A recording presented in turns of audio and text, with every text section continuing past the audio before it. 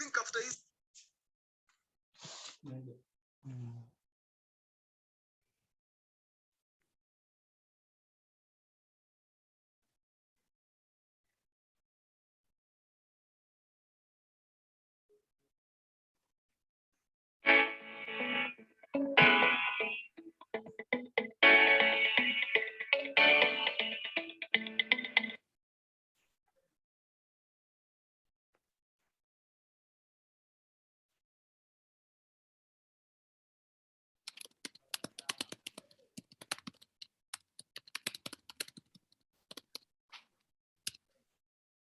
Hello everyone, greetings. My name is Aurelia Adhiambo from Utunzi Animal Welfare. Just a few minutes and we get started. Give us a few minutes for the rest to join.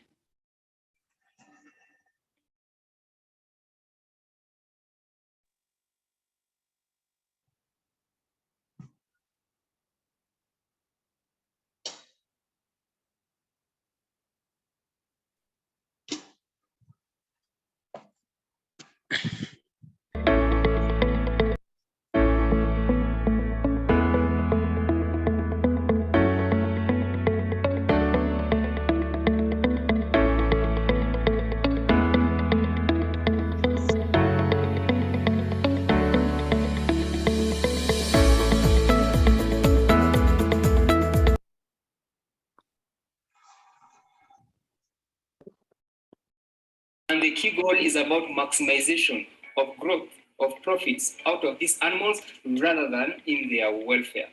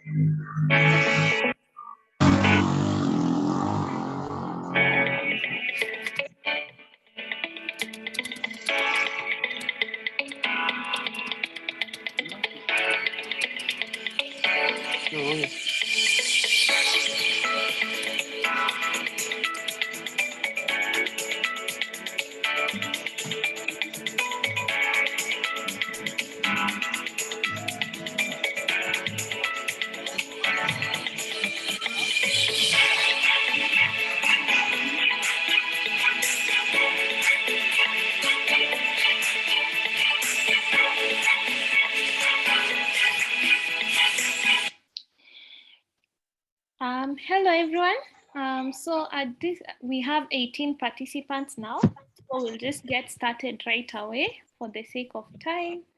So as I've said, my name is Aurelia Adhiambo. I work with Utunzi Animal Welfare Organization. And at this juncture, I'd like to introduce Dr. Maurice Karani. Dr. Maurice Karani is a PhD researcher from ILRI, where he also works, and is also a student at University of Liverpool. He's very, he has a deep interest in hen welfare, and he's a facilitator for this project. So I'll now hand it over to Dr. Karani, who will be able to introduce the executive director and also facilitate the rest of the session. Dr. Karani, can you hear me?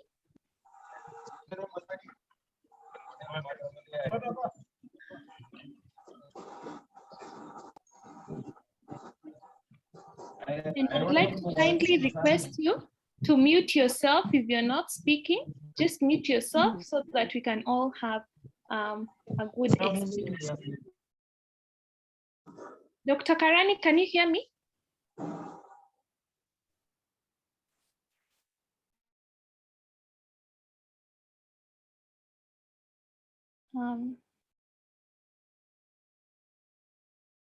We can't hear you, Dr. Karani.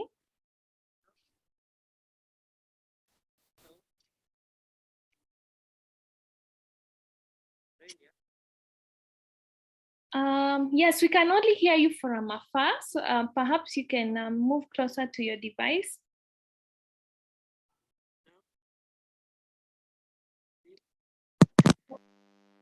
Yes, Dr. Karani? Hello. Hello, yes, we can hear you now. Wow. Yes. Okay. Okay, I'll let you take over at this juncture so you can introduce yourself and the executive director for Tunzi and facilitate the rest of the session. Thank you. Okay, hopefully now you can hear me well, better. Yes, we can. Okay, fine. Okay, thank you for the introduction. My name is Maurice Karani. I'm a veterinarian, a PhD student at the University of Liverpool and a graduate fellow at the International Livestock Research Institute. And now I'll be your facilitator for this session on cage-free farming, really wanting to understand how Utunzi, which I will be introducing shortly, kind of help in ensuring that then awareness and education is spread to farmers so that we can continue keeping a vigil for animal welfare on behalf of animals, really. We'll come to a session whereby we will know who you are, what your interests are, what you're doing. But before that, I want to introduce to you to Utunzi Animal Welfare Group. This is an upcoming NGO. It's now registered as CBO, whereby our main vision is to ensure that animal welfare is safeguarded in the country. And of course, this might grow to be in Africa and in the world. But before I go further, I want to introduce the executive committee for Utunzi. Probably is David with us?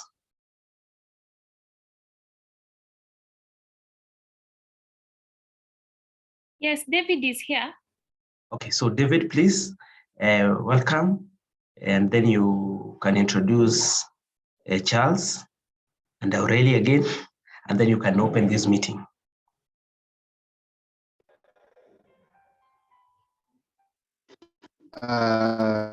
Thank you very much, Dr. Karani. I hope you can hear me clearly. Very well. Thank you. Yeah, my name is David Obinda Kabuja. I'm one of the co-founders of Utunzi Animal Welfare. So before I say much, I want to take this opportunity to welcome my colleagues because I'm not working in this organization alone. So they will say their name and what they are doing in Utunzi, and also if they have other roles they are playing out here. So it will be very brief introduction. So I'll be calling names. So I will start with Charles. Charles, can you hear us? Yes, Chairman, I can hear you very well. I hope everyone can hear me. We can hear you, but you're breaking. Yeah, just introduce yourself very fast, please. Okay, good afternoon, everyone. As the chairman mentioned, my name is Charles Imo. I'm one of the co-founders of Utunzi Animal Welfare. My background is in microbiology and biotechnology, but I advanced to business development and also marketing. So as at Utunzi Animal Welfare, I'm in charge of financial management and community outreach. So welcome everyone, all the students, all the participants. We hope that we have a very engaging session today, and we hope that everyone is able to learn and participate, critique, and engage with each other. Thank you so much. Thank you very much, Charles. We also have Aurelia. I know she started the meeting, but she can officially just now introduce herself. Thank you, everyone. We are really glad to have you with us during this meeting. My name is Aurelia, and I'm in charge of projects, programs in general at Utunzi, ensuring that programs are running and facilitating sessions like this. So I'm really glad to be here with you today. And perhaps I can also introduce Josephat Ekwam, who can share some small remarks as he joined us recently. Hello, good afternoon. My name is Josephat Ekwam. I'm a fourth year student at Egerton University. I'm taking BS in Animal Health Management, and I'm an Animal Welfare Ambassador. I'm serving as the project coordinator in charge of sustainable farming and animal welfare at Utunzi. To my colleagues, I hope we will enjoy this discussion, and we are eager to learn. Thank you. Yeah, thank you so much, colleagues. Now I will also introduce myself. My name is David Obinda. As I said, I'm a microbiologist by profession, so I did microbiology and biotechnology at undergraduate. Then I've also advanced and done food safety management system at master's and PhD level. Yeah, I'm one of the co-founders of Utunzi.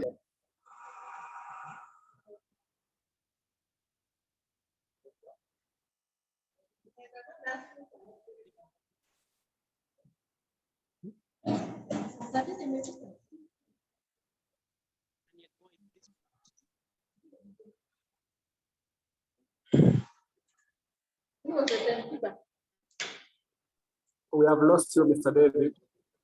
Sorry for that. I think my mic had a problem. So I was saying, my name is David Obinda, and I'm a microbiologist by profession, but I've advanced and done masters in food safety and quality, and currently I'm a PhD student in food safety management system. I'm one of the co-founders of Utunzi Animal Welfare, and I'm glad that you spared your time to attend this focus group discussion. Yeah, so I will officially open this session by giving an opening remark from our organization. So I will read. So hello everyone and greetings. My name is David Obinda, and as I said, I'm the executive director. So I'm one of the co-founders for Utunzi Animal Welfare. Our organization is a non-profit organization, and we are based in Kenya. We are slightly new organization. We started working in 2021, so we have close to a year now since we started. Basically, we seek to sensitize, advocate, and empower organization on animal welfare. And by organization, we are talking about farmers, we are talking about students, we are talking about retailers, from the value chain. So we are talking about all organization. Our mandate is to sensitize them on farm animal-based international statutes and standards. We believe that we believe and envision in an Africa in which all animals are free from abuse, cruelty, and torture. Currently, we are implementing a project, and the title of our project is Comprehensive Cage-Free Farming Education and Awareness Project, targeting hen farmers in 4 counties in Kenya. And this project is premised in our strong belief that cage-free awareness messaging among farmers will translate into better hen welfare and standards through informed behavior. It is to this reason that we have gathered here today to get your valued input on cage-free versus caged farming for hen layers farming system in Kenya. We hope that this will be a good start for many future engagements to come, including fruitful partnership and projects. Finally, again, I want to thank you all for taking your time to attend this meeting. And also to assure you that we have quite many projects coming up in Utunzi. So we are looking forward to creating a synergy and a form of partnership with students in all universities in Kenya, so that we're able to work together and improve and enhance the welfare of farm animals in Kenya. So thank you very much. And feel welcome to this meeting. I will also request that you can turn on your video so that we're able to capture a screenshot as we continue with the discussion. So thank you very much and welcome. I will now hand over to the moderator, Dr. Karani. Over to you, Dr.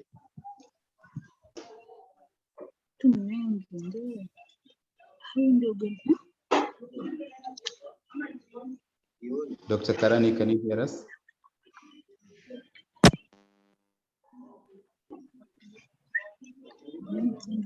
Can you hear me now? Yes, we can hear you. So I started saying that thank you very much for really that very succinct description of who we are, who you are, and what Utunzi stands for. I hope now this puts everyone in the same page. Meanwhile, as we continue speaking, on the chat box, I have pasted a link that can direct you to Utunzi website, and that is www.utunziafrica.org, so that you can learn more about what Utunzi is. Aurelia, sorry, someone needs to, maybe Aurelia or David, probably you can mute people from your side. Yeah. If people either are unable or I'm sure you can mute. Kamau, Yadhira Kamau, Irene Maina, you need to mute. Thank you. Anyone else? Okay, good. Yeah, now we can continue. Meanwhile, my colleague Aurelia has pasted links that can lead you to our social media pages. That's on Facebook, on LinkedIn, YouTube, and Twitter. Follow us so that you can then keep yourself on the abreast on what's happening. So without much then further ado, we have introduced ourselves. I've introduced myself. The co-founders of Utunzi have introduced themselves. Now it's the turn of the participants to introduce themselves. How we do this is that I will call your name. When I call your name, unmute and tell us what your name is, what you are currently doing, if you're a student or whatever you're doing. And 3, when did you start your interest on animal welfare? What nudged you to gain an interest on animal welfare? And then after that, I will tell you what we'll do next.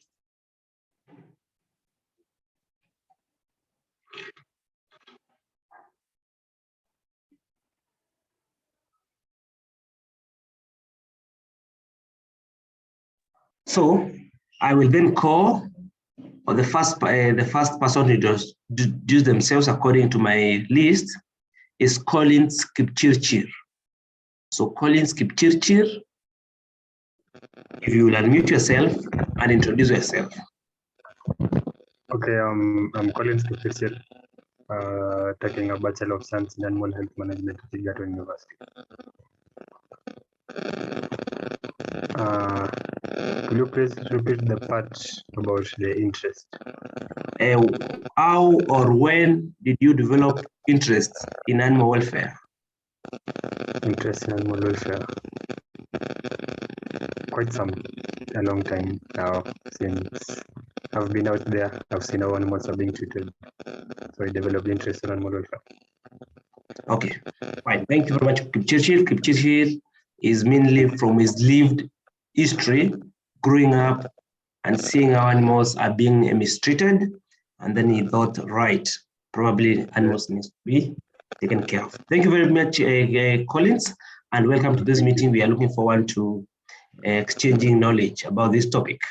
Thank you. Next is Duncan Mogere. So Collins, mute so that Duncan Mogere can unmute and speak. Hello, my name is Duncan Mogere. I'm also a 4th-year student at Egerton University, taking animal health.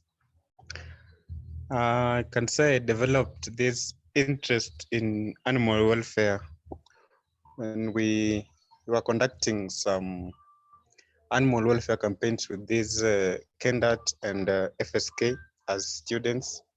So I think I started from there, like when I was a second year.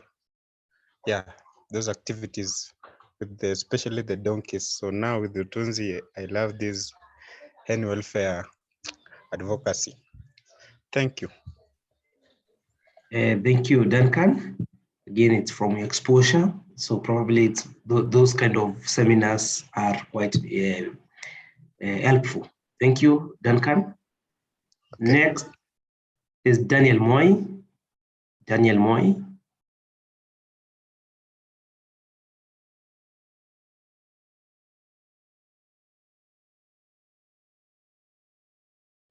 Daniel Moy, if you can, if you are there, please unmute and speak. Okay. Daniel Moy is not available. David. David.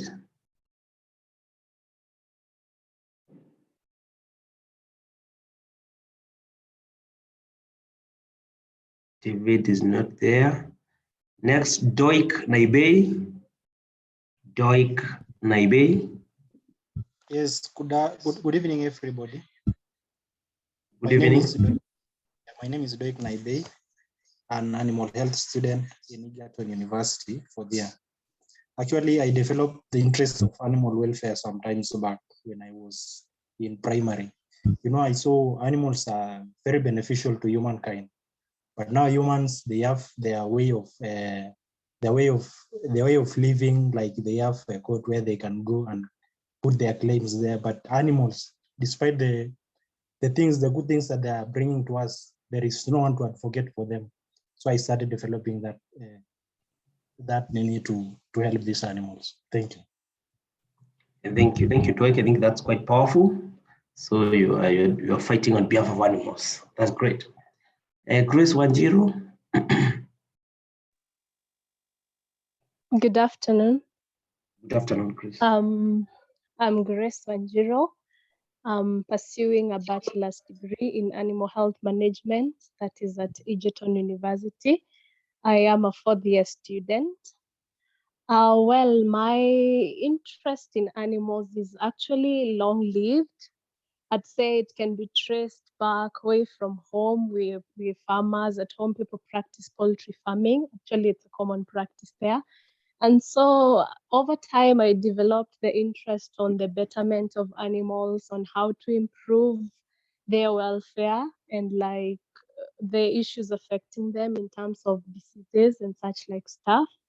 So it's something I've been pursuing for quite some time. And actually, I did a project in my fourth year on a certain disease affecting poultry. And I'm so happy to be with you to continue in the pursuit of the betterment of poultry. Thank you. Thank you very much, Wanjiro, for that exposition of how you started your. The next is Irene Miner.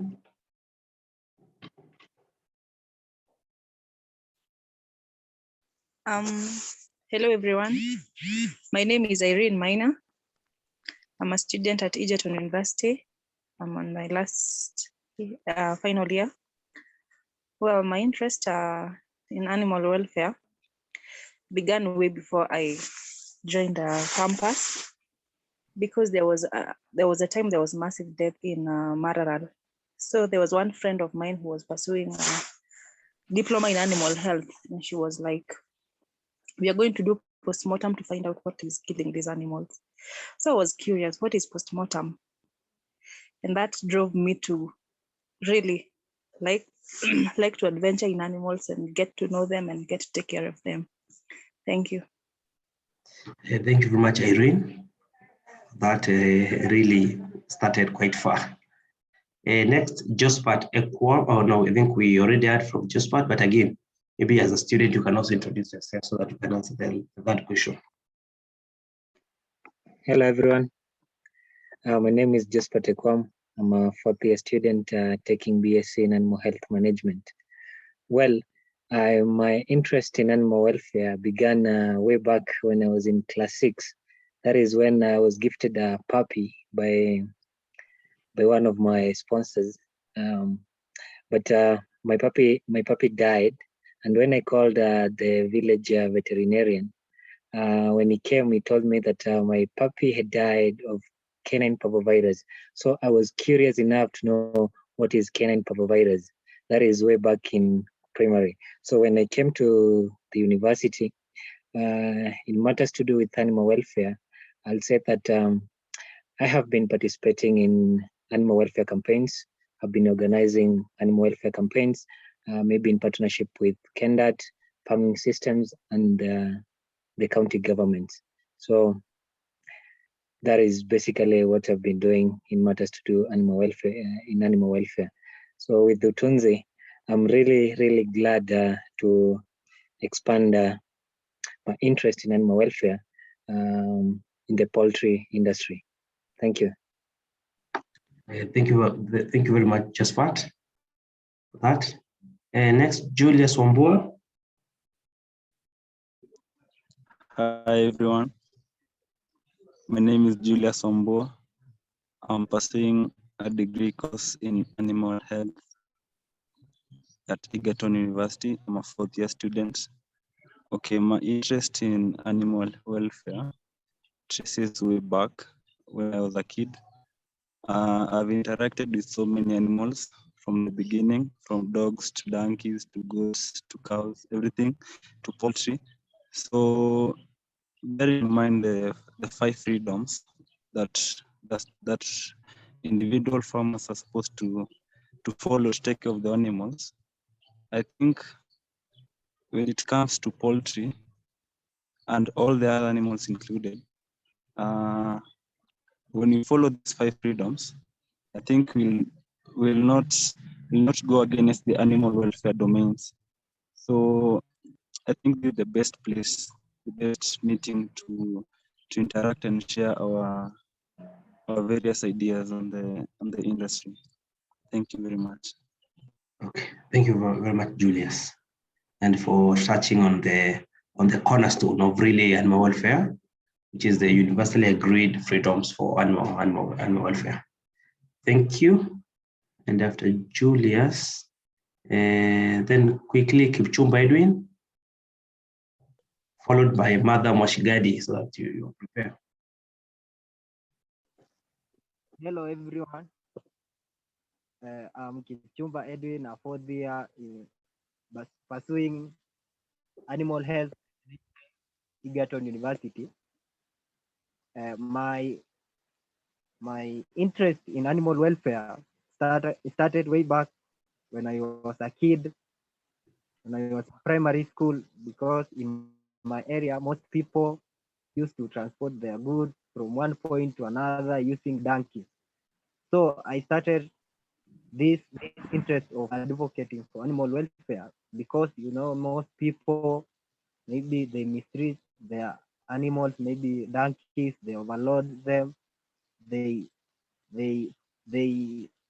don't treat them, they beat them. So that's what made me to advocate maybe for their care, providing for maybe treatment, and advocating for their welfare issues. Thank you. Thank you very much, Chumba. You started with the donkeys, and very soon you understand the importance of then taking care of all the animals. So next, there's a lady I mentioned. What's your name? Have you left? Mother, please go on. Hi. My name is Martha Mwashigadi Watirira, fourth-year student at Egerton pursuing animal health. My interest started way back since primary and high school. I participated in those 4K club. That's what really pushed me to pursue this course also. Yeah, and I'm eager to learn more. I'm also Thank you, Mother. It's nice your school still and retained 4K club. In my school, that was dead long time ago. Okay, thank you, Mother. Next, Mustafa, followed by Rogers. Hi everyone, my name is Mustafa Odwichi, a fourth-year student at Egerton University, taking Bachelor of Veterinary Medicine and Surgery. Okay, my interest about animal welfare began way back in first year. I remember there was a talk about animal welfare. I can't really remember the doctor who was taking us through the talk, but at least he was able to explain much more about animal welfare, taught us about the freedoms, the 5 freedoms of the animals. Then secondly, I can talk about the animal welfare events that we've been able to undertake we as students. I think with the conjunction with FSK, that we've been able to learn a lot through animal welfare campaigns, through donkey welfare campaigns, and that's all what I can say about animal welfare. Thank you. Thank you, Mustafa. Rogers?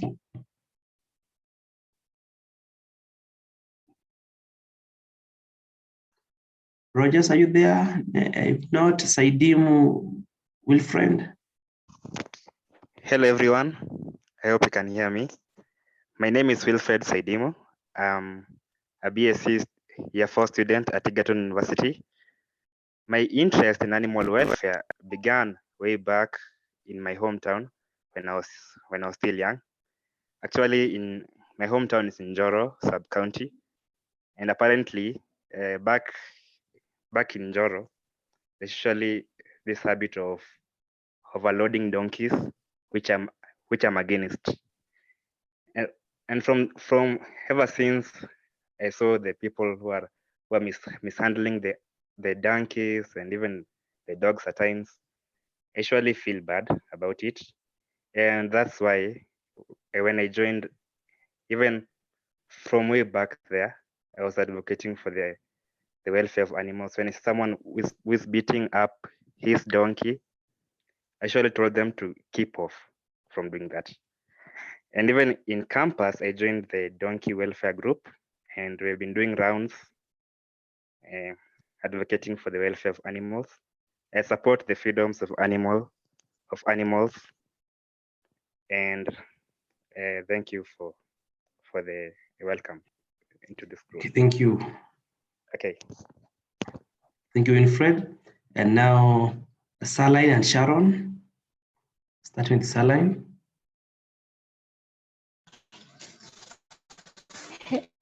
Hello. Hello, everyone. I hope I'm clear. My name is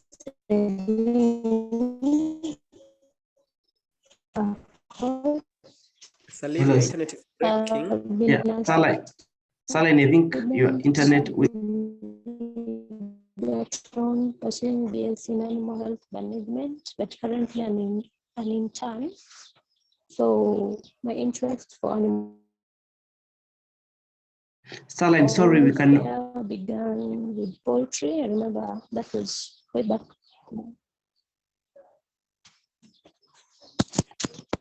Sorry, Saline, your internet is. I think you have a problem with your width, your bandwidth. Hello. Hello. Am I clear now? I can Yes, get you. Yeah, fine. I'm speaking now. Okay. Okay, as I was saying, I'm called Saline Akos. I've been a student at Egerton University pursuing Bachelor of Science in Animal Health Management, but currently I'm an intern. So my interest for animal welfare, it began way back in village while I was at home, and I got the interest from poultry when I saw, like, the system there back at in the villages. Sometimes they tie the mother hen on a tree and the chicks so that the chicks may not go far. So you'll find that sometimes this is done and people have forgotten, rains have come. You find that a heavy rain has poured down and the chicks have been swept away, they're dead all. And when I got to see that, I tried to put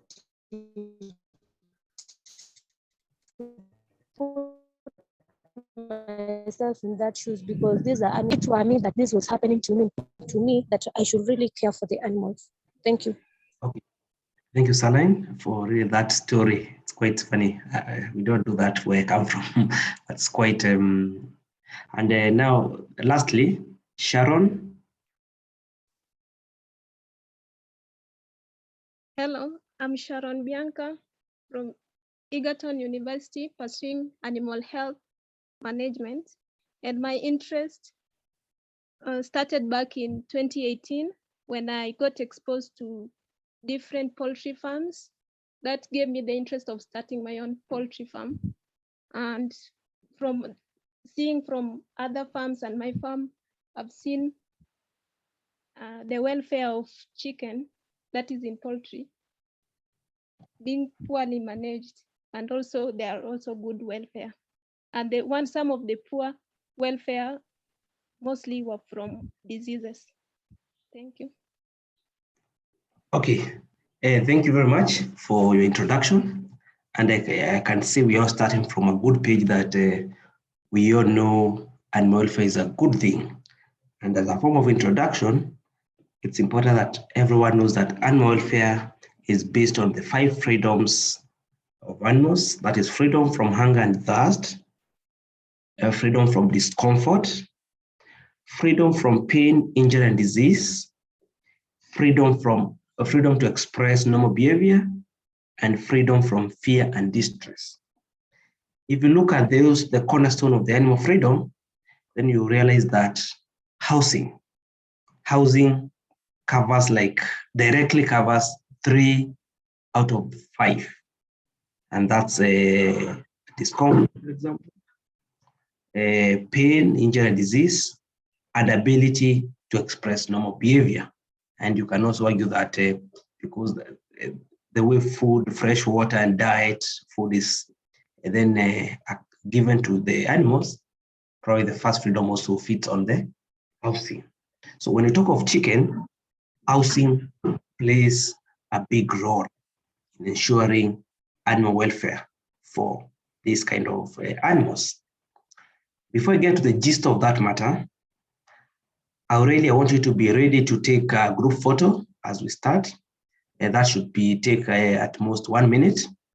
What I want everyone to do is to start your video, put your best face forward, and then Aurelia will take a good photo for our social media. So if you want to be seen in our top chat, please put your video on, and I'll also do that. Yeah, unmute and turn on your videos, and you can also smile. I'm waiting for a few more to turn on their videos. Already, maybe you can tell us when you are ready so that I can put back my smile. I can't smile for long. Okay. There are a few: Sharon, Julius, Kipchumba, Mercy, Martha, Rogers. I'm still waiting for you to unmute, to turn on your videos. Mercy, Rogers, Martha, Kipchumba. Yeah, smile. One more. Thank you. You can proceed. Okay, thank you. And for everyone else, so that the bandwidth can be well utilized, you don't need to keep your video on unless you are sure. Otherwise, you can also remove the video. We have seen each other. Great. Now, this is a focus group discussion. And the way I want us to run this thing is more of a discussion. This is not a lecture. It's us speaking, talking. And to ensure this happen, I have a list of you. I hope you will volunteer to give your views. There's no wrong view. There's no wrong opinion. We are all right. And this is one of the fewest places in the world whereby you are getting the assurance that you'll be right, whatever you say. So I really want this to be a very open consultation because of the project that we want to roll out very soon, that we have got some resources to roll out. And you being the 4th year, you have all the technical ability. And secondly, you are coming from a part of Kenya and that then uses one or the other. Duncan, please mute. Duncan Mogere, ensure you muted. Or otherwise, Aurelia, please mute everyone who's not speaking. So when you want to say something, you can raise your hand. I don't know how you go to reactions,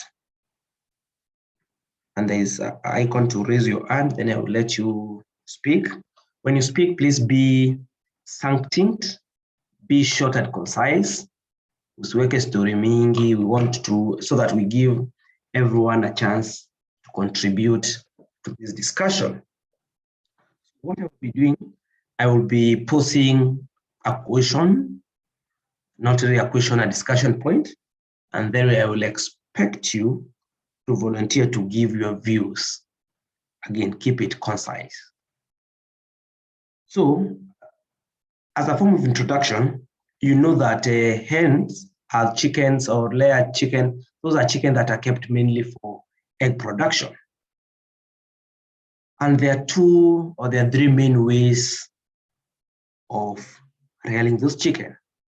There are some people who put their chicken in cages, and it's this system is called battery cage system. And I'm sure at Egerton you have gone and seen this kind of housing practice. There is another practice that is called deep litter farming. And there's a third system that is free range. Again, remember we are talking about layer chicken. Remember there's different form of chicken. There is broiler chicken and there's indigenous chicken or backyard farming, whereby maybe every family where you're coming from, you've got 10 or 15 chicken that are left to roam around. So here we are talking mainly about the commercial system, whereby then people mainly are using battery cage system or deep litter. So I'm asking this question from where you sit, from your experience, between those two systems or between those three systems, that is battery cage system, deep litter system, and free range, which offers the best in terms of hen welfare, in terms of chicken welfare? Of those three systems, which offers the best animal welfare credentials? Anyone who has an answer to this can raise. Let's start with Irene Maina. Okay, according to me, my best opinion would be the Sorry, we lost you. We lost you, Irene.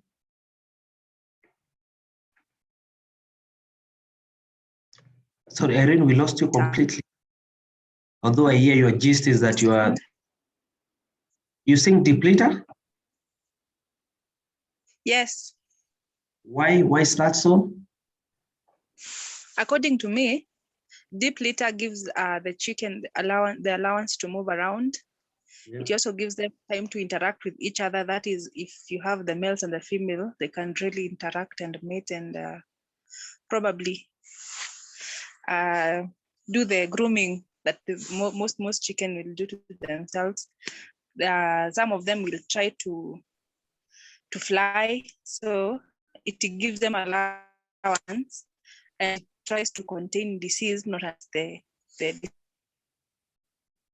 disease is introduced to them, unlike the disease.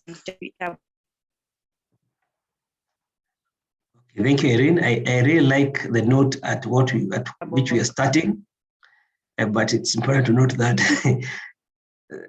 it's not in the welfare that the male and the female chicken interact. That's on a light note. So, in your opinion, Irene says deep litter offers the best animal welfare. Any contrary opinion? So, if you agree with Irene, maybe your views is taken. So, next I will give a chance to Collins. My opinion is on the free range, because Yeah. the chicken, like the hens, get the chance to express their normal behavior, like patching and dusting. Okay. As compared to the depleter system. I think the free range is more, it offers the most in the animal welfare, in the freedoms. Okay. Thank you. So yeah, thank you, Collins. That's an alternative voice. And Grace Wanjiru, your answers up. Do you have between those answers? What do you have to say? I agree with Collins on the free range system. Okay, good. And now we have at least no one, anyone who thinks battery cage offers value to chicken on the side of animal welfare. In 3, in 2, in 1. Okay, no one thinks then battery cages is good for the welfare. And so we are left with deep litter and free range that people think offers different level of animal welfare. And for that, take this as an assignment. Go read on how those two systems compare. They might be both wrong or right, and discuss the pros, or read about the pros of deep litter versus free range, and read the current news. You know, you are the 4th years you are coming out in the field. You need to come with the freshest idea in the market, where the world is moving. Probably now people are thinking between battery cage and deep litter, but the world is moving to free range, whereby it's almost absolute or near absolute animal welfare abilities. So having said that, why is it that maybe, I'm not so sure if you go to Egerton farm or to even nearby farms in Joro, in Nakuru, you come to Kiambu, farmers are not, all of them are not, we can say some of the farmers are using battery cages. In your own opinion, why do you think farmers are keeping battery cages, if that is the case? And what is the proportion in your experience, in your area, of farmers using battery cages? I see Irene's hands is up, and Chris Wanjiru. I won't give you opportunity because there's some people who have not spoken. So I want to give other people a bit of opportunity to speak.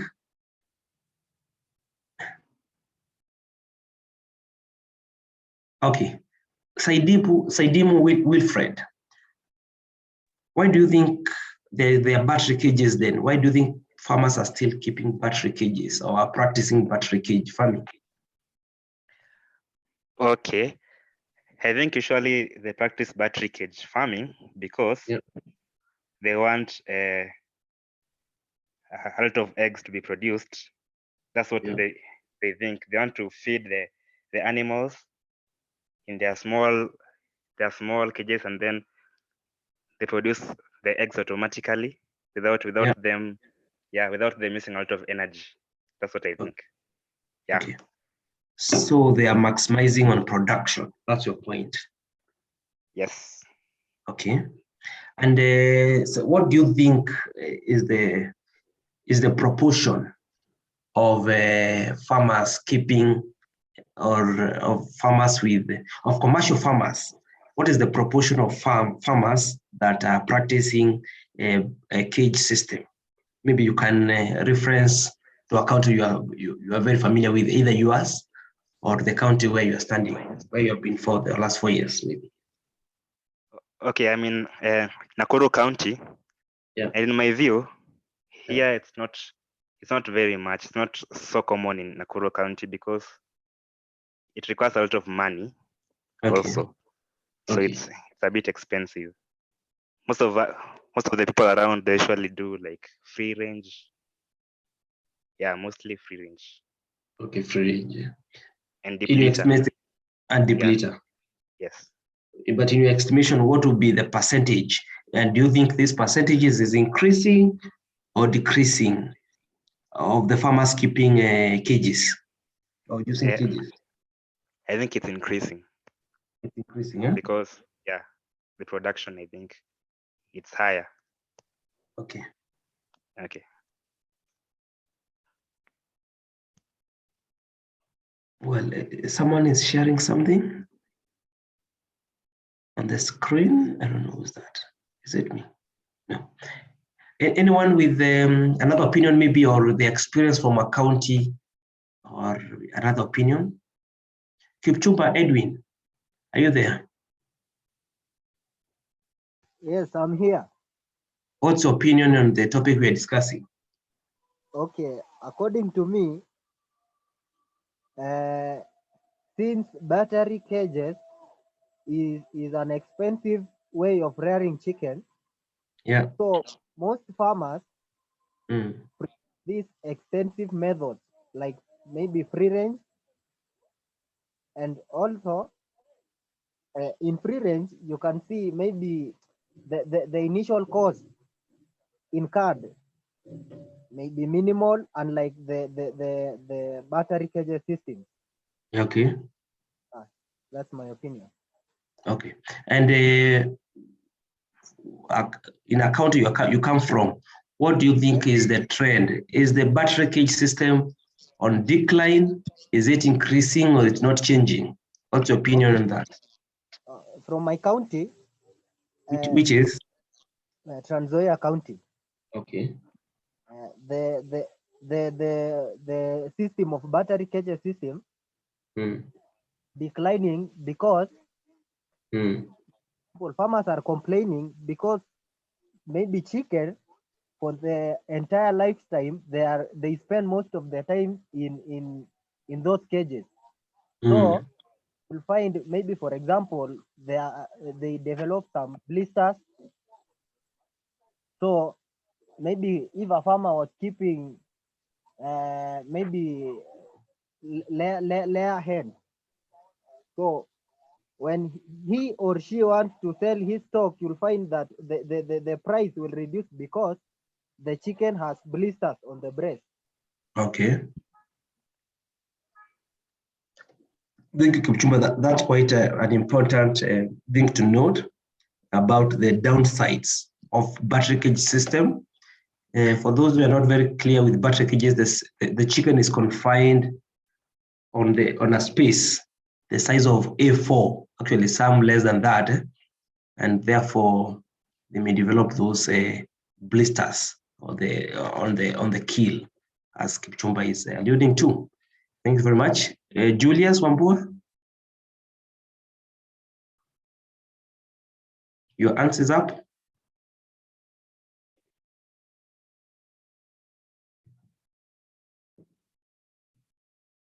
If not, then Mustafa. Okay. My opinion about battery cage system. One, I may say that the count where I'm coming from, that most people are not using battery cage system simply because the initial cost is a bit expensive, but also some of those people are also using battery cage system are also basing on the fact that now that there is that kind of confinement in terms of disease control and prevention, at least they will be able to incur some, okay, they will be able to use very little cost in terms of disease, because there is that little interaction of these birds, therefore preventing some of the contagious diseases such as infectious coryza. Thank you. Okay, thank you very much. What I'm hearing is that probably there's a financial barrier to entry. The first expense of setting up battery cage system is preventing farmers from doing that. But those who can afford are doing it due to production maximization, which we had got a point earlier. And now the last two comments on that, Mustafa and then Irene.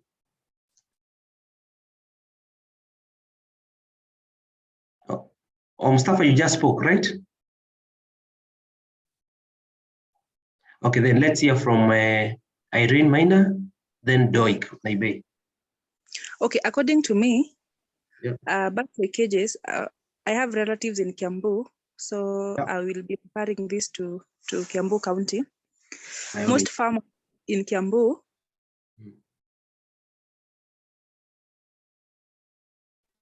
of inadequate space. Irene, I lost your bit. Please start again. Okay, I'm basing my argument in Kiambu County because I have relatives there. Okay. And far budget system because number one, it's good in space maximization where you can put the cages as many up as possible. Secondly, it helps in in managing wastage of food because you can monitor how the troughs are, whether they need some adjustment. Secondly, they also conserve water because now in Nairobi, you know how water rationing can be. So they are able to regulate water. They are also, you know, right now, when you're hiring labor, it's quite expensive.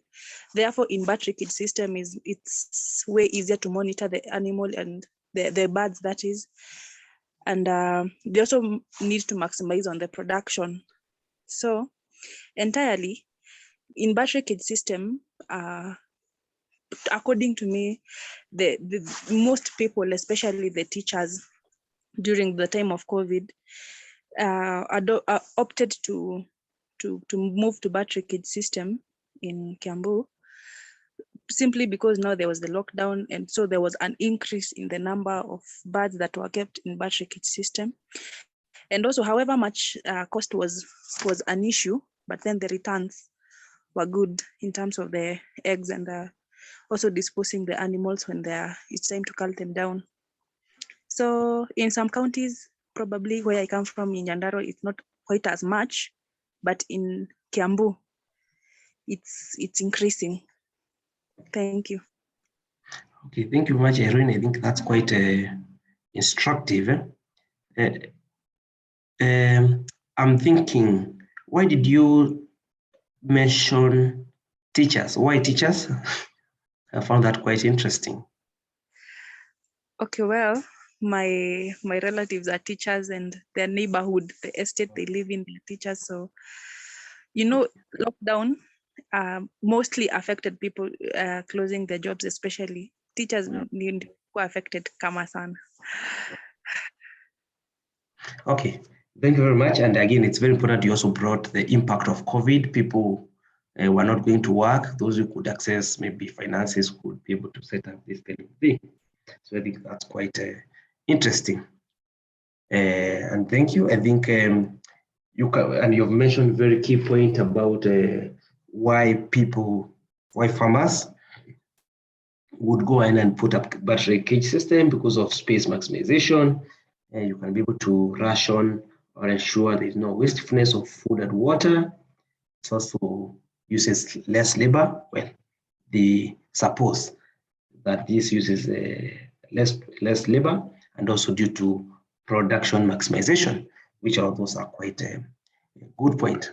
And unless anyone else has contrary opinion, I think we have, and you can see in some counties, the trend is increasing as you've mentioned, it's increasing, but in other areas, it has not caught up, or it's on the decline, as someone has alluded to. Yes. And so we have dealt with the why then people are putting cage system. But now, do everyone else understand why a group like Utunzi would come with contrary information or education awareness on why probably battery cage system is not working? For this, I want everyone to go to their chat box and write a point or two on why, if you finish school tomorrow and you are given work by Utunzi, for example, and there's so many other opportunities in the animal welfare spheres out there. What would you tell farmers on why they should rethink battery cage system? So go to your chat box and put 1 or 2 points on why you think farmers should rethink battery cage system. So this one will take about, if we all go there now, this will be like 5 minutes work. Go to your chat box. Hopefully everybody can know where the chat box is, and write 1 or 2 messages on what you can advise farmers to rethink battery cage system. Let's do this.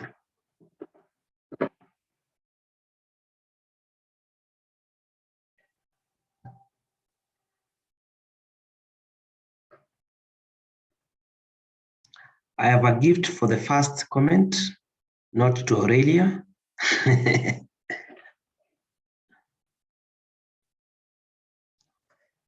Aurelia says farmers should think battery cage system because they are cruel and injurious to the ends.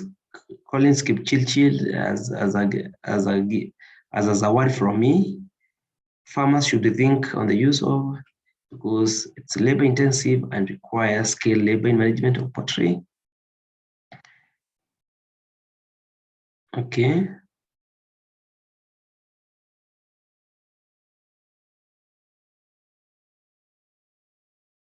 Okay. Degradation of the meat carcass. Irene is thinking economically. Please ensure you, I mean, these are, even those who are shy on speaking, I'm sure you can type. Battery cage system expose animals to most of the diseases.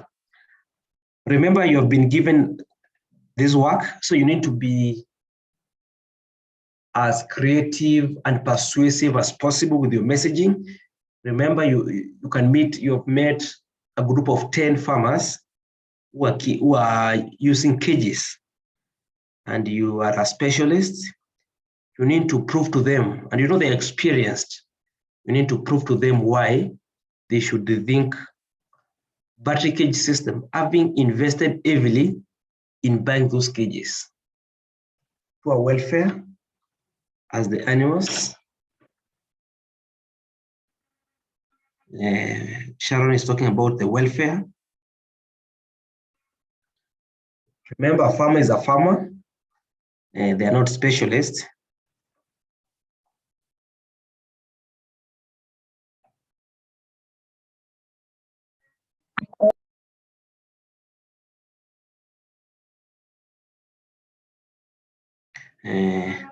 Duncan is trying to touch on their humanity, that those 10 farmers with battery cages are too selfish, considering they are misusing their ends for their own gain.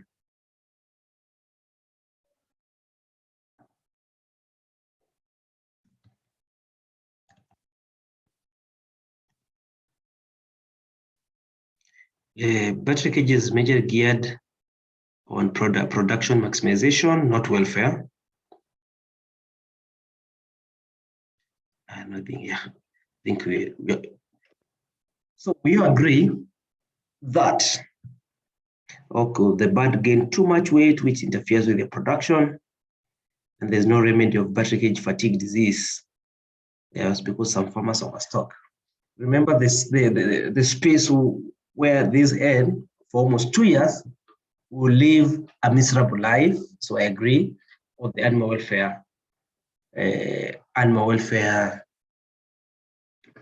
point of view. But now I will play the devil's advocate quickly, as you think, because I think everybody understands the animal welfare impact of battery cages. Someone has talked about the humans needs to be not to be selfish. But those 10 farmers you are meeting in a hall, they have got battery cages. You need to tell them whether they will still continue making money. Remember, we all agree that the farmers who are using battery cages are mainly geared by production maximization. If it's lowering cost through increased labor efficiency, increased feed and water efficiency, increased conservation of water and labor, all that. In the alternative,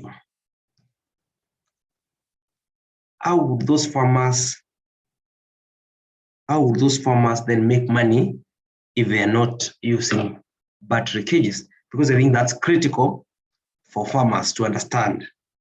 If I stop using the battery cages, so what? And these are, I'm giving two people opportunities to air their views on how they will answer that question. So that with this, we can develop opportunities. When we are speaking to farmers, we can develop opportunities for those kind of farmers who are already invested to reconsider changing that production system.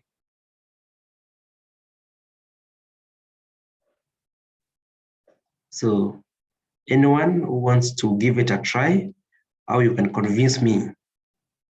You can convince me. All those messages, all this, why battery cages is very important.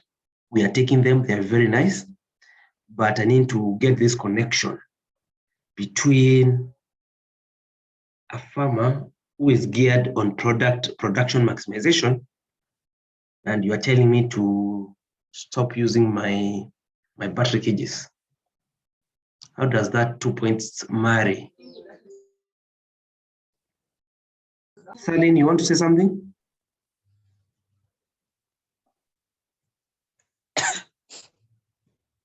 Okay, mother, umekoa, endelea. So my view on battery cage system, yeah, we're in correlation to production maximization. Yeah. According to what I know about the birds which are reared under battery cage, they are more prone to more diseases than compared to the free range.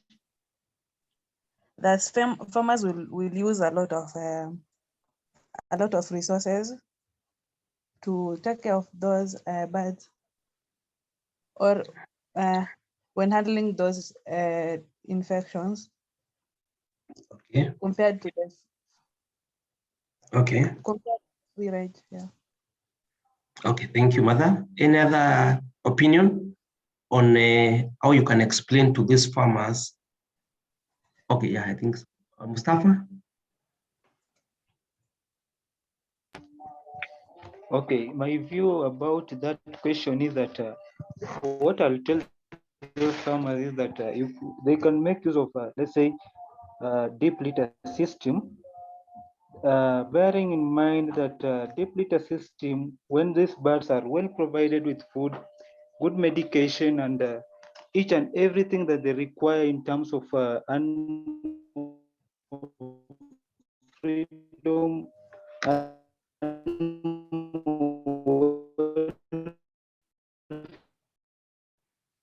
Sorry, Mustafa, I think your internet has a problem. We can't hear you. As you sort that out. Their freedoms, I think altogether they marry each other, and that farmer will be well convinced about it. Okay. Irene, Mustafa, I got the gist of your message that they would make as much money if they take care of their chicken. Irene, please go. Well, if the farmers must use the battery cage for this case, I think they could reconsider on increasing the size of the cage. Probably they can double the size of the cage in terms of height and the width, so that probably the animal, the bird can be able to exercise. However much it's not as much per se, but then they will at least be able to exercise. That is if they are not ready to adopt other system like the deep litter or the free range. I would tell them if it were me. Okay, that's like it's quite a very clever answer, that you can improve the current cage system by increasing the space. And I'm sure some people are doing it. Again, if you read as we agreed, if you go back and read on this, you'll see that some people are improving on the cage system. All right. And Chris Wanjiru, because you've been raising your hand for some time now. Okay, in my view, I think we're just supposed to explain to farmers. It's just a different aspect we're bringing to view, and not like changing the entire system of production, given that it's only the housing that is going to change. And that doesn't necessarily mean production is going to change equally, because production is a product of several factors brought together. There's the feeding, which actually is the most important. There's housing, there are other issues like disease control. So we are just bringing in this aspect. Everything else remains the same. If you were giving high quality feeds, you're still going to give them to your birds. But now we also want to consider the welfare of the birds. Now it's not about what the bird is giving you, it's what you're giving to the bird. Make it have the freedom, let it at least fly, perch, dust, bed. And also on the feeding part, when they are on the free range system, they can fetch for greens and stuff like grit, the sand grits that helps in improving the shell of the quality of shells. I mean, we just need to help them understand. We are not changing everything. It's just that we now want to consider the welfare of the birds. Thank you. Thanks, Chris. I think that's quite critical that everyone understands that. Remember, the farmers are keeping the chicken for commercial value. So, and us telling them to quit or advocating for cage-free farming, we are not meaning they will make less money. If they maintain everything else, if they maintain, for example, biosecurity, if they maintain feeding, if they maintain vaccination programs as they're supposed to be, actually, because they have enhanced the life of the chicken, they have improved the welfare, the chicken is going to produce even more and it will be happier.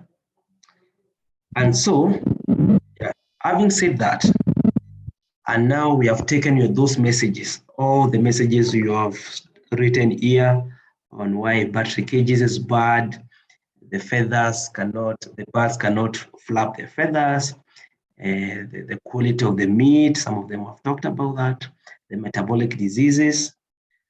I have a question to you. What do you think is the best way to engage farmers with this cage-free messaging? Get the question right. What do you think is the best way to engage farmers with this cage-free messaging? I want to get your views on ways which our group, for example, Tunzi, and other groups working on hen welfare would engage farmers with these kind of messages. What is the best way? Mustafa?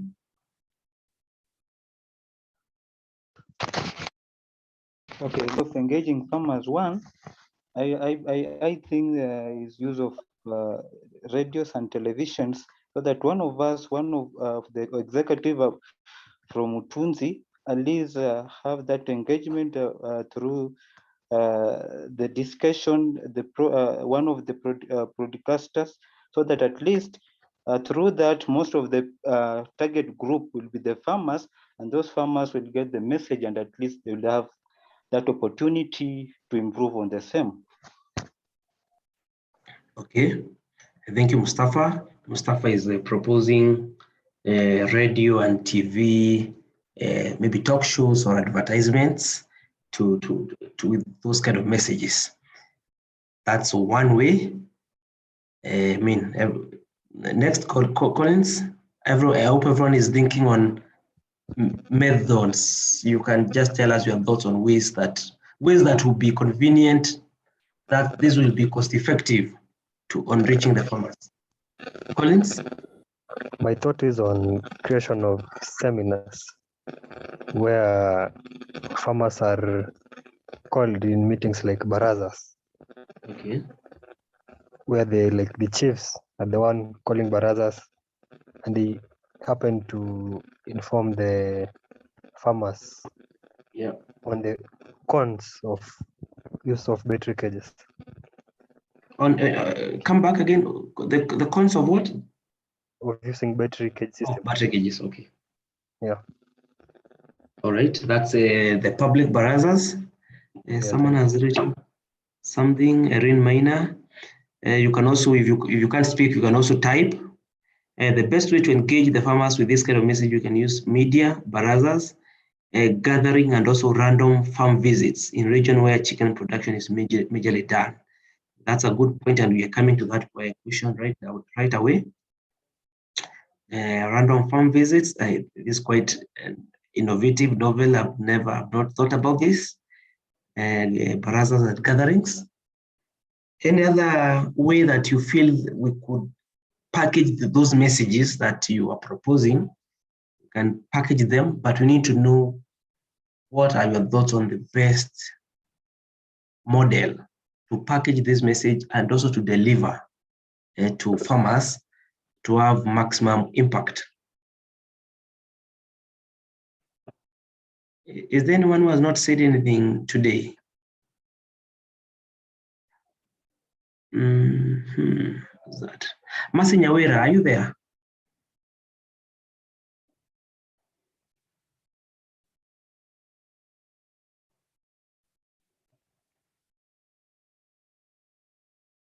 Saline, social media.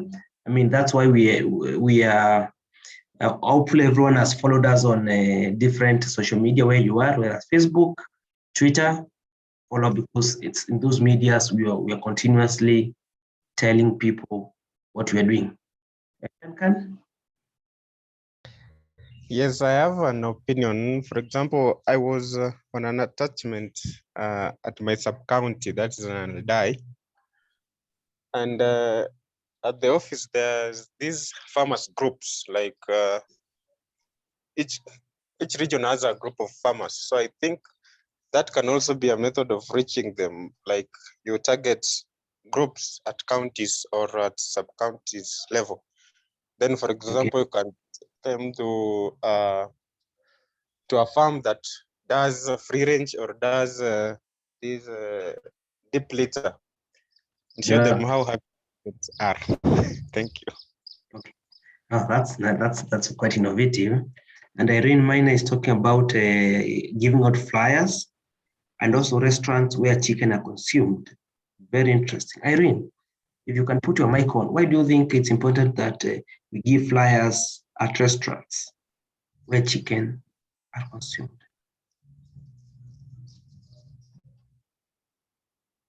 Irene? Okay, well, according to me, those people who come to consume the chicken are also the same people who come there to consume, are probably trying to look for a market in those places whether they can supply the meat. Okay. Therefore, I think with those flyers and brochures, when they come to us to inquire about whether they can supply their birds to those restaurants, they can be issued by the restaurant holders so that probably they can have a bit knowledge on the welfare of the animals. Okay. Okay, fine. That's good. But maybe another important factor would be targeting consumers at those restaurants. Then consumers can start demanding to buy chicken that has been brought up in a good welfare environment. And that would be, if we can move, that would be nice. Grace Wanjiru seminars. Talking about seminars and conferences would work best. We can make videos or models showing the pros and cons of. Yes, I mean, we as we told you, we'll be doing that. That's great. Doc Nebe. You can come up with an app that has all the issues so that farmers with smart can access them knowledge, because we are trying to change ideas. I think that's great. Now, for us at Utunzi, we have got this program. We have a program that we are rolling out this education, comprehensive education, and we have already identified 4 counties, yes, and that is Kiambu, Machakos, Kajiado, and Murang'a, and or Nairobi. So 4 or 5 counties that we have selected, because I mean, it would be nice to do this all over the country, but of course there are different limitations. So I would want to quickly hear on where you think, from your experience, whether you think the selection of those counties is good. And if so, if you think it's good, are there certain areas in those counties you would feel probably will get much value for one reason or the other if we concentrated our efforts in meeting farmers in those areas within those counties? But again, feel free to say you don't understand why a certain county has been selected, and we can maybe get advantage on that. Yeah, Irene, because I mean, you mentioned Kiambu, so I will give you the first opportunity, then we'll go to Mustafa. According to me, Kiambu, it's a thumbs up. Yeah. For launching your project there, because we tend to find now in Nairobi County. To me, it would not really be the best place, because we find people who work in Nairobi mostly reside in Kiambu. Therefore, the farming activity mostly would be in Kiambu. Okay, and in Kiambu, are there areas you would think, because I mean Kiambu ni kubwa, are there areas you would think would make more sense and maybe cost effective if we targeted a certain area of Kiambu from your experience? Yeah, you could use the places like Upland, Limuru, Denderu. But when you go to places, to prime places like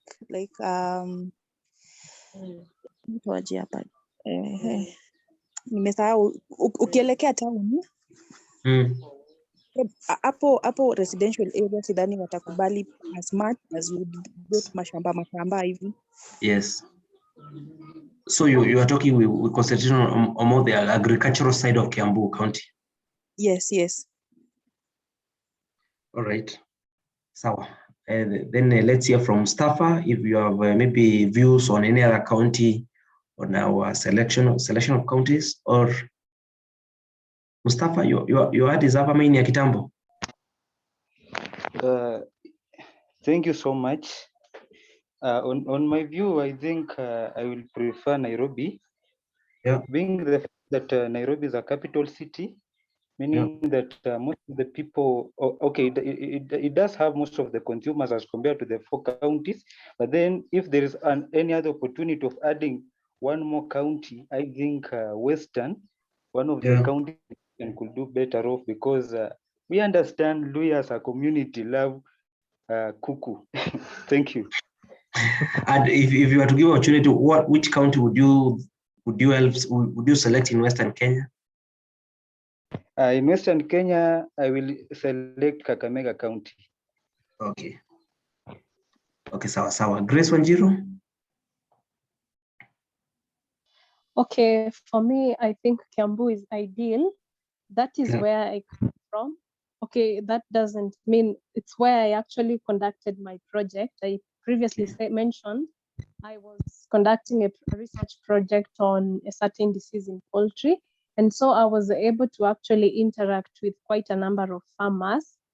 And poultry farming it's quite advanced in Kiambu. So I really think Kiambu would be ideal for such a launch in this given project.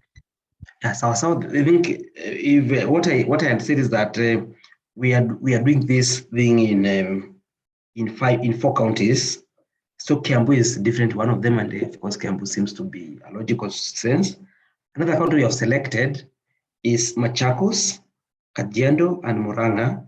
So I would want to hear if anyone has any experience in working in other 3 counties, like in Machakos, for example, or in Kajiado, or in Murang'a, to get your views on how good that will be, and if you have any specific areas where you think we should target. And Irene is saying Machakos is relatively dry, and so maybe there is not much. Kajiado, Ngong can be good, yeah. So in Kajiado, maybe Ngong, someone is done with that. So Irene, so water will be an issue.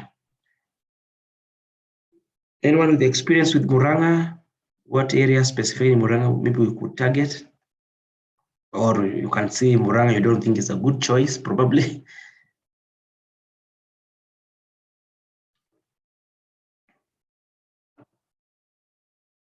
All right, we are so I mean, that's fine already. Already we know what to do. As we wind up, I'm thinking about, you have helped us come up with very nice like messages on why battery cage is not good, on the medias or on the ways we can package this message and deliver it. I like the public barazas, going to farms directly, meeting farmers group. But what are the top 3 challenges you think Utunzi or any other group doing our similar work would face in the field as they try to tell farmers, let's change, let's be more careful with the animal welfare, let's be more, let's mind our chicken. What are some of the top 3 challenges you think a group like us will face as we finish?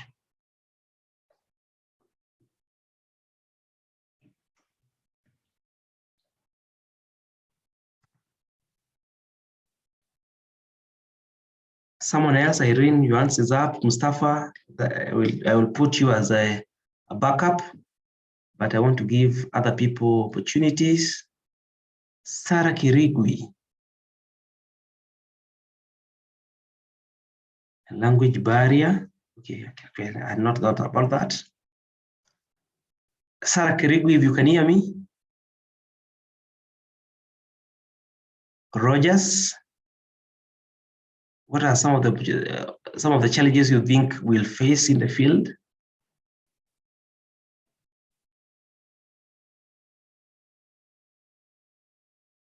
Wow, where are you?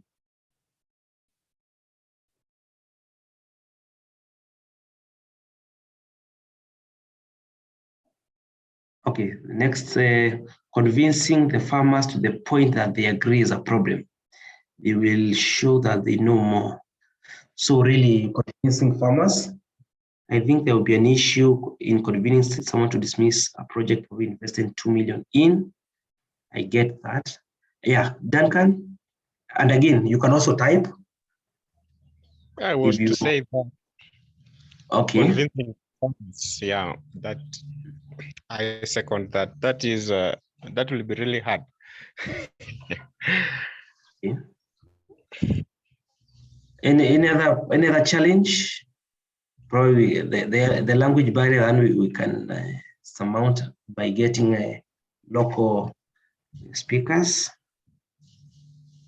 and convincing farmers and the economic point.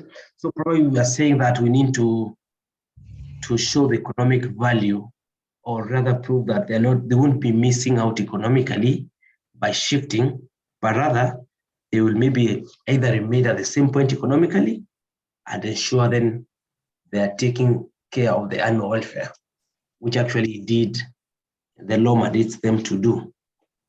Okay. And Aurelius has posed a challenge, has posed a question, how to address the challenge of convincing farmers. So Grace, now you can speak. You talked about, because we are here for this reason, really. It's difficult. It will be difficult to convince someone to dismiss a project they probably invested 2 million in. So what do we do?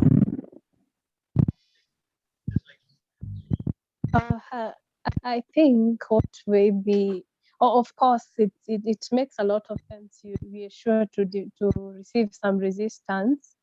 So this convincing the farmer that they really have to, this is a better option we are now bringing to play. Maybe we pros of the free range system, as I earlier stated, assist them understand probably the same wire mesh that maybe could probably have constructed the cages can be used for fencing, you know, the area. Maybe we want our birds to free range, but it's quite difficult. Maybe we can try work on that. Jockey contributes 20K, others contributes 2K, 2K. Lino 2K, K2, 2K. Someone needs to mute. We are following another meeting. Okay, Mother is talking. So really being more convincing economically. And Mother is saying provide financial support to farmers if that's possible. That's a good point, but I mean, it's just got its logistical difficulties.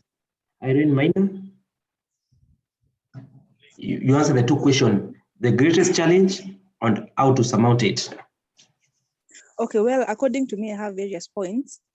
Once you're out there in the field, I believe you'll be talking to both the farmers with the battery cages and those farmers probably want to begin, or farmers who have been in the poultry practice and probably they want to better their farming.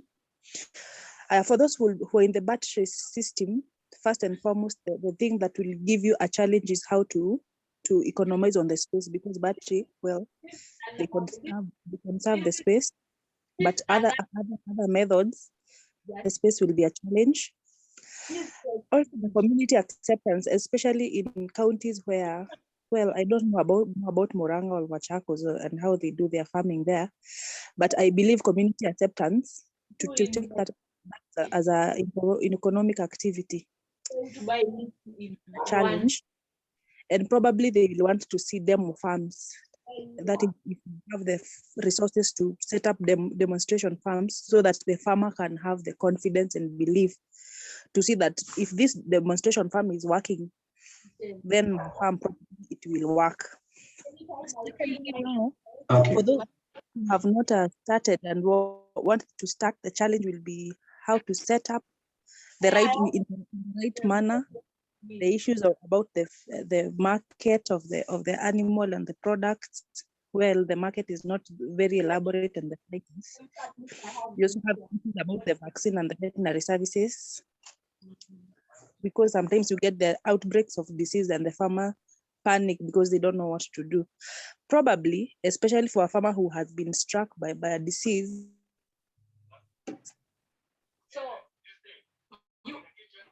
might find it hard to start these places. Language barrier. Yeah. So Thank you. Actually, I really like the idea of. Okay, we had lost you, Irene, momentarily there. Where exactly? Okay, well, I know. I think I got the gist, and I really liked the idea of demonstration farm. Then we can show that what we are telling them to do really works, and for your information, the world is moving to a stage where the big corporation, the big hotels, for example, Kempinski Hotel, a few months ago, passed a regulation that starting from 2025, they will be buying eggs from cage-free systems, because consumers are changing their mind. They don't want to support practices that are against animal welfare. So also maybe exposing farmers to this kind of markets will show them that the future belongs to cage-free, or belongs to people who are conversant with animal welfare. And of course, the discussion is very interesting, and we can keep talking this the whole afternoon. I'm very passionate about this, but because we under time frame, it's now actually 6 minutes past, but Sharon is giving a very good point here. You can convince farmers by probably working with common TV shows such as Shamba Shepherd, which is a common face. That's great. That's part of TV and radio usage as a model media of engaging, and I think that's a good point. And so at this point, we can keep discussion. We can keep this discussion going on. That's why we can keep this discussion going on Twitter, for example. When you go to Twitter, please use the hashtag Utunzi and welfare. Let me see. Let me confirm that again. Utunzi animal welfare, so that then this conversation can be followed from one hashtag. It's called hashtag Utunzi animal welfare. If you remember a point, if you want to tell your peeps, hey, today we were doing this, please use the hashtag. If you want to reach to us for partnership, for working together, you can write to us through the email utunziafrica@gmail.com. Again, all those have been sent to the chat box. And again, remember to follow us on Facebook, LinkedIn, YouTube, and Twitter. At this point, I will then ask Aurelia to unmute and tell us something. Aurelia, please. Yeah, thank you so much, Dr. Karani, for such an elaborate facilitation. A round of applause for you for the great work you've done. Thank you so much. Yeah, thank you everyone for taking part very actively in this discussion.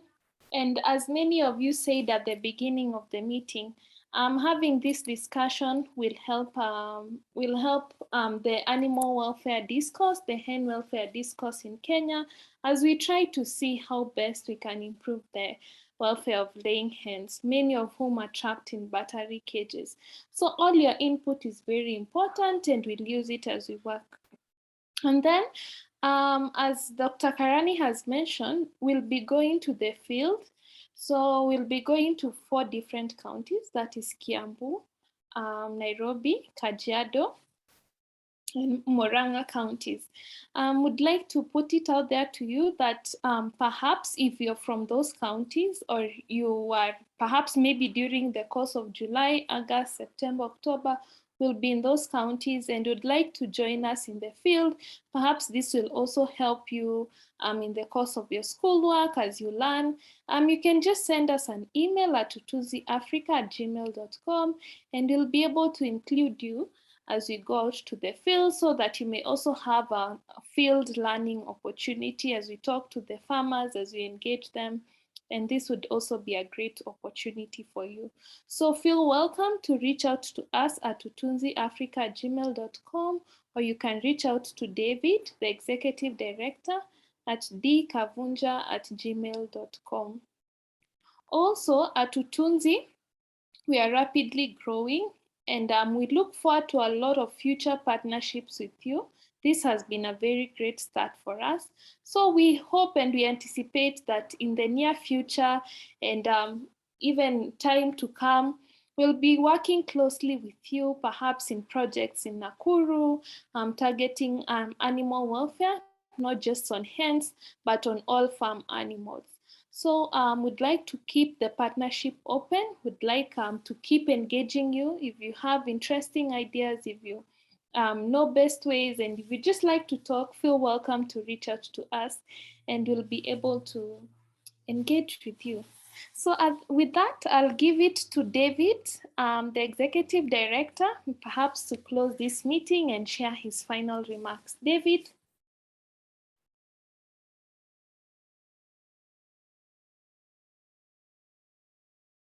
David, are you there? Hello.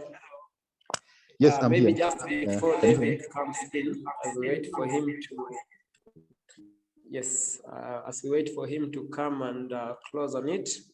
As a co-founder of Utunzi Animal Welfare, I want to thank each and every participant, from our very able coordinator, Dr. Karani.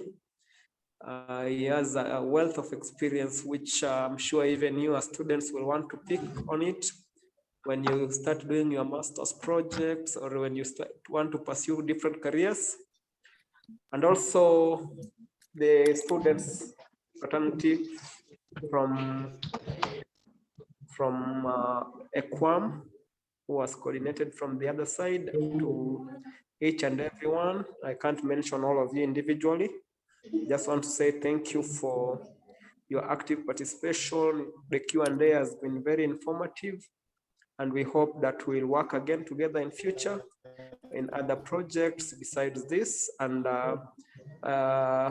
as the in charge of Utunzi, I'll work on ensuring that your airtime that you used for the day is compensated. So I'll work with your coordinator and QUAM to ensure that each and every one of you gets some compensation in terms of airtime. Thank you so much, and I'll take it to David to conclude. Okay, can you hear me now? Good evening, can you hear me? Yes, we can hear you. Yeah, thank you very much, everyone, for taking time to attend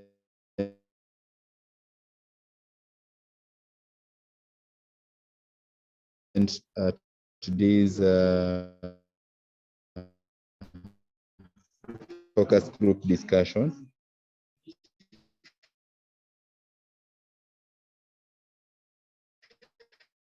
Firstly, I want to take this opportunity, and it's just the first project that we are undertaking.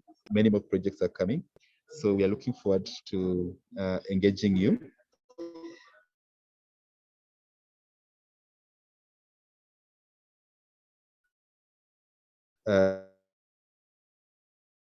Here we are struggling to hear you. We are struggling to hear you. Yeah. Check your bundles or something.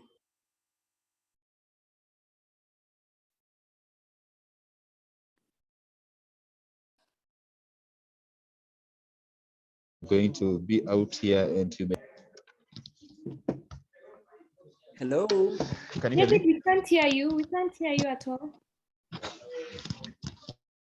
Okay, I think my mic has a problem. I don't know if you can hear me now. Yes, we can. You can, eh? Okay.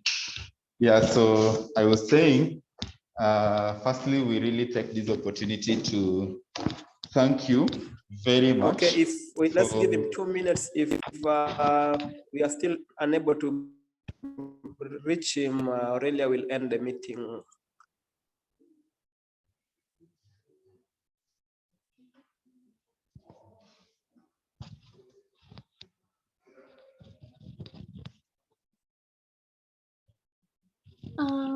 I think that will end the meeting.